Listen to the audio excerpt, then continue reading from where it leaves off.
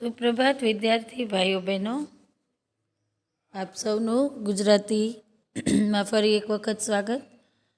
આપણે પાઠ 22 મચ્છું પીચ્છું કરી રહ્યા હતા. એમાં પેજ નંબર 100 ઉપર પહેલો પેરેગ્રાફ ત્યાં સુધી આપણે કરેલું. આગળ વધીશું. અમારા એક મિત્ર શ્રી ગુલાબચંદ શાહના બહેન શ્રીમતી કૃષ્ણાબેને અમને કેટલીક માહિતી આપી અને કહ્યું, મચ્છું પીચ્છું જવા માટે તમારે તાલીમાંથી પહેલો કુસ્કો નામના શહેરે જવું પડશે. તમે કુસ્કો વિમાનમાં જવાનું રાખજો, કારણ કે ત્યાં ઇંગ્લિશ બોલનારા માણસો કોઈક જ મળે છે.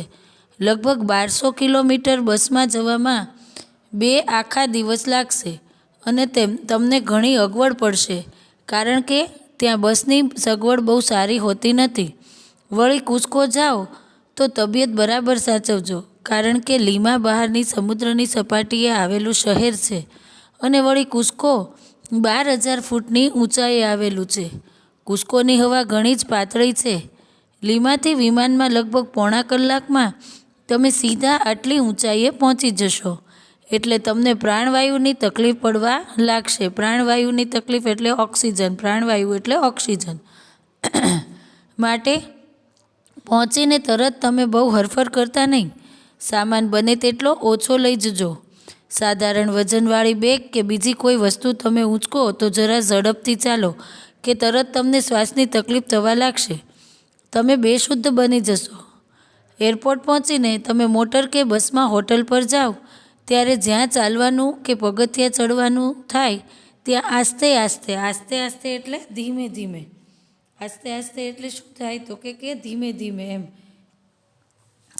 આસ્તે ડગલા માંડજો અને હોટલમાં જઈને તરત જ પથારીમાં અડધો દિવસ સૂઈ રહેજો. એમ કરવાથી 4-6 કલાકમાં તમારા ફેફસા ધીમે ધીમે પાતળી હવાથી ટેવાઈ જશે. આ હું તમને અમારા અનુભવ પરથી કહું છું. અમે લીમાથી કુસ્કો ગયેલા. શું થયું તો કે જે બેન હતા, ગુલાબચંદભાઈ શાહ છે, એમના ઘરે જે બેન આવેલા હતા એમણે થોડી માહિતી આપી હતી. અને મચ્છું પીચ્છું જવા માટે પહેલાં કુસ્કો નામના શહેરમાં ક્યાંથી જવું પડે તો કે લીમાથી. એમ એ પહેલાં જઈ આવ્યા છે, એટલે ત્યાંનું વાતાવરણ કેવું છે, કેવી રીતના જવાય, કરીને પછી શું કરવું જોઈએ જેથી આપને થાક ન લાગે, હેરાન ન થાવ, કેવી રીતના બસમાં હોટલ પર જવાનું, કેવી રીતના ચાલવાનું, એ બધું પોતાના અનુભવ પરથી શીખવે છે. આગળ, કુસ્કો નાનું શહેર છે. એની પ્રાચીનતા, એના મકાનો, રસ્તાઓ અને આદિવાસી માણસોના ચહેરા ઉપરથી દેખાઈ આવતી હતી. કુસ્કોની ખબર પડી જાય. પ્રાચીનતા એટલે તે કેટલું જૂનું છે એ મકાન, રસ્તા અને આદિવાસીના માણસોના ચહેરા ઉપરથી દેખાઈ આવતું હતું, એમ કહે છે. અમે એક બજારમાં ગયા. ત્યાં હાથ બનાવટની ચીજો વેચાતી હતી. પાસે આવેલી હાટડીઓ માલ સામાનથી ખીચોખીચ હતી. હાટડી એટલે દુકાન, આપણે નાની નાની દુકાનો કહીએ છીએ ને, એટલે કે છે પાસે આવેલી દુકાનો માલ સામાનથી ખીચોખીચ ભરેલી હતી. વેપારીઓમાં પુરુષો કરતાં સ્ત્રીઓ વધારે હતી.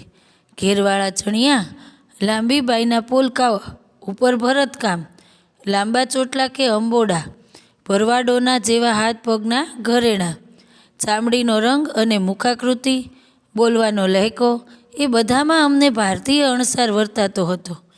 જે દુકાને અમે જઈએ તે દુકાનની માલિક સ્ત્રી પોતાની ચીજ વસ્તુઓ બતાવવાને બદલે મારા પત્નીની સાડી અને ઘરેણાં વિશે પૂછપરછ કરતી.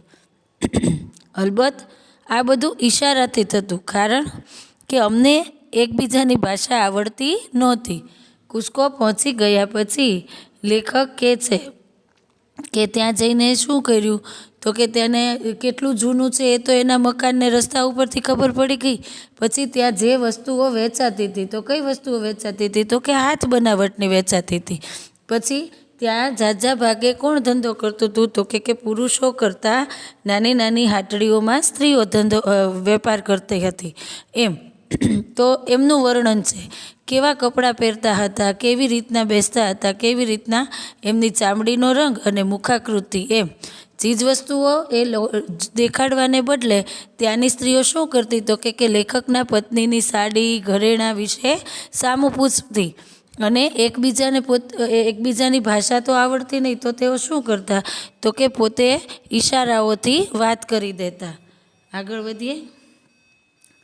બીજે દિવસે અમે કુસ્કોની આસપાસ આવેલા કેટલાક સાંસ્કૃતિક અવશેષો જોઈ આવ્યા. અમારી સાથે એક ઇટાલિયન યુગલ હતું. તે અંગ્રેજી બોલતું હતું એટલે અમે રાજી થઈ ગયા. કંઈક વાત નીકળતા ઇટાલિયન યુવતીએ કહ્યું, અમે 7 દિવસથી કુસ્કોમાં જઈએ છીએ. ના, બીજે દિવસે શું થયું તો કે કુસ્કોની આજુબાજુ આવેલા એક ઇટાલિયનો એમની સાથે આવ્યા એટલે એમને થઈ ગયું કે ના હવે આ યુગલ એટલે એની સાથે આપણને મજા આવશે એમ. વાતો કરવાની ભાષા તો એકબીજાને આવડતી જ નહોતી પણ અંગ્રેજી બોલતા હતા એટલે કંઈક રાજી થઈ ગયા કે આ યુવતી કહેશે એમ આગળ આપણે બધી વાતો થશે. અમે 7 દિવસથી કુસ્કોમાં છીએ એમ અહીં એટલું બધું જોવાનું છે એમ અમે પૂછ્યું. શું કીધું? એણે એમ કીધું કે અમે કેટલા દિવસથી અહીંયા 7 દિવસથી છીએ.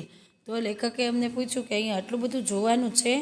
ના, અમે હજુ આજે પહેલીવાર કુસ્કોના સાંસ્કૃતિક અવશેષો જોવા નીકળ્યા છીએ. શું કીધું? તો આટલા બધા દિવસ શું કર્યું? અમે હોસ્પિટલમાં હતા. આ યુગલ જે છે પોતાની વાત કરે છે. લેખક એને પૂછે છે કે તો તમે 7 દિવસથી અહીંયા રહ્યા તો એટલું બધું અહીંયા તો શું છે તો તમારે રોકાવાનું થયું? અમારો કાર્યક્રમ અસ્તવ્યસ્ત થઈ ગયો. અસ્તવ્યસ્ત થઈ જવો એટલે કાર્યક્રમ આખો ફેલ થઈ ગયો, બગડી ગયો. પહેલે દિવસે કુસ્કો પહોંચીને તરત જ અમે બજારમાં ફરવા નીકળી પડ્યા. આ થોડાક પરિશ્રમને પરિણામે તે દિવસે બપોરે અમને સખત બેચેની લાગવા માંડી. માથું સતત દુખવા આવ્યું. રસ્તામાં ચાલતા મારા પત્નીને ચક્કર આવ્યા અને પડી ગયા. તેઓ બેભાન થઈ ગયા. હું પણ શ્વાસની તકલીફથી ગભરાઈ ગઈ હતી. અમને બંનેને હોસ્પિટલ લઈ જવામાં આવ્યા. અઠવાડિયા પછી હવે અમારી તબિયત સારી થઈ ગઈ છે. ડૉક્ટરે હવે અમને ફરવાની રજા આપી છે. શું થયું હતું આ નવયુગલ દંપતીને તો કે અહીંની હવા અને વાતાવરણ માફક આવ્યું ન હતું એટલે તેઓ બીમાર થઈ ગયા હતા. એટલા માટે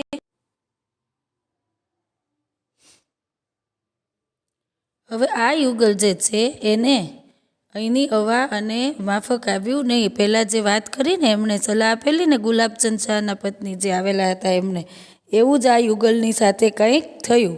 એટલે એ કહે છે યુગલની વાત સાંભળીને અમને થયું કે કુસ્કોમાં અમે પહેલાં આરામ કરી લીધો એ ડાપણનું કામ કર્યું. શું કીધું? એમને થયું કે આપણે જે આરામ કરી લીધો ને એ બહુ જ સારું કામ કર્યું. ત્રીજે દિવસે સવારે અમારો કાર્યક્રમ મચ્છુ પિચ્છુ જવાનો હતો. કુસ્કોથી મચ્છુ પિચ્છુ 76 માઇલ દૂર છે. તે કુસ્કો જેટલી ઊંચાઈએ નહીં પણ 4-5 હજાર ફૂટની ઊંચાઈએ આવેલું છે. નેરોગેજ ટ્રેનમાં આપણે ત્યાં માથેરાન કે સિમલા હોય છે તેવી ત્યાં જવાય છે. પરંતુ આ ટ્રેનના પાટાના વિચિત્ર છે. પાટાની રચના કેવી છે તો કે વિચિત્ર છે. થોડું અંતર કાપી ટ્રેન પાટા બદલી આવે છે એમ 4 વાર આવજા કરે છે અને ઊંચે ચડતી જાય છે. પછી સળંગ એક જ દિશામાં નીચે ઉતરી જાય છે. પહાડનું ઘણું લાંબુ ચક્કર ન લેવું પડે માટે આવી રચના કરી છે. આજે વિદ્યાર્થી ભાઈ બહેન આપણે અહીં સુધી જ રાખીશું. આશા રાખું છું આપને સમજાયું હશે. ન સમજાય તો આપ મને મેસેજ કરી પૂછી શકો છો. આપ સૌનું ધ્યાન રાખજો. ધન્યવાદ.